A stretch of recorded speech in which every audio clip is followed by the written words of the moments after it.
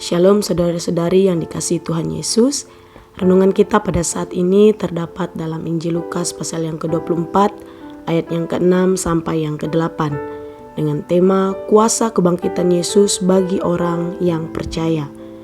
Ia tidak ada di sini, ia telah bangkit. Ingatlah yang dikatakannya kepada kamu ketika ia masih di Galilea, yaitu bahwa Anak Manusia harus diserahkan ke tangan orang-orang berdosa dan disalibkan, dan akan bangkit pada hari yang ketiga. Lukas pasal yang ke-24 ayat yang ke-6 sampai yang ke-8. Ayat ini berisi percakapan malaikat dan perempuan-perempuan yang pada saat itu mendatangi gua di mana Yesus dikuburkan. Kebangkitan Yesus dari kematian menjadi momen kemenangan bagi orang yang percaya kepadanya. Paskah sebagai hari kita memperingati kebangkitan Yesus, yang sebelumnya juga kita memperingati hari kematiannya di hari Jumat Agung. Jumat Agung hari di mana Yesus menerima semua hukuman, penderitaan, penghinaan, penyiksaan, bahkan disalibkan sebagai hukuman terakhir dan hukuman yang paling hina yang harus dideritanya. Yesus menerima dan menjalaninya tanpa ragu.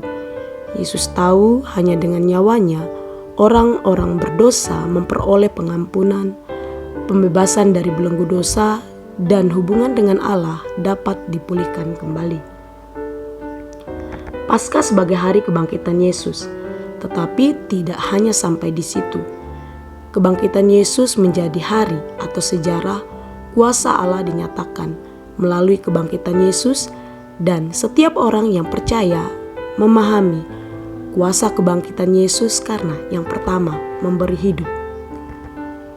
Yohanes pasal 3 ayat yang ke-16. Karena begitu besar kasih Allah akan dunia ini, sehingga ia telah mengaruniakan anaknya yang tunggal, supaya setiap orang yang percaya kepadanya tidak binasa, melainkan beroleh hidup yang kekal.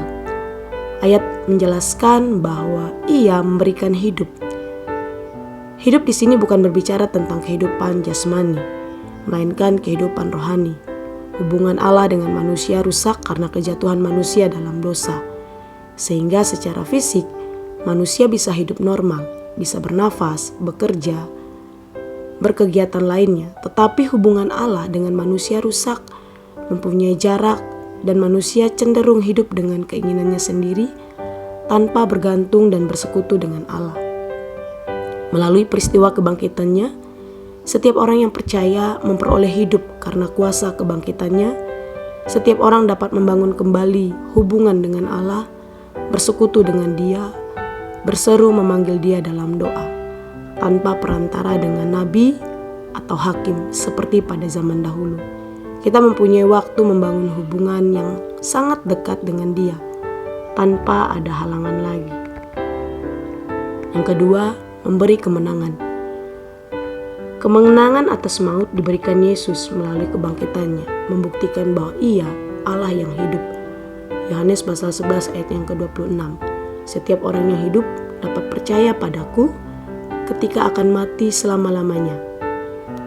Percayalah engkau akan hal ini.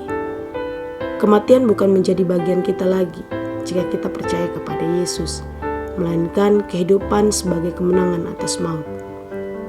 Saudara-saudari, kebangkitan Yesus bukanlah hanya cerita atau sejarah yang ditulis untuk sekedar kita tahu, tetapi Yesus mengharapkan kita mengalami kuasa itu sebagai orang-orang yang percaya kepadanya dalam setiap aspek kehidupan kita. Ia memberikan hidup yang baru, Ia memberikan kemenangan sebagai pembuktian bahwa Ia Allah yang layak dimuliakan. Demikian renungan firman Tuhan saat ini. Selamat beraktivitas, Tuhan Yesus memberkati. Shalom.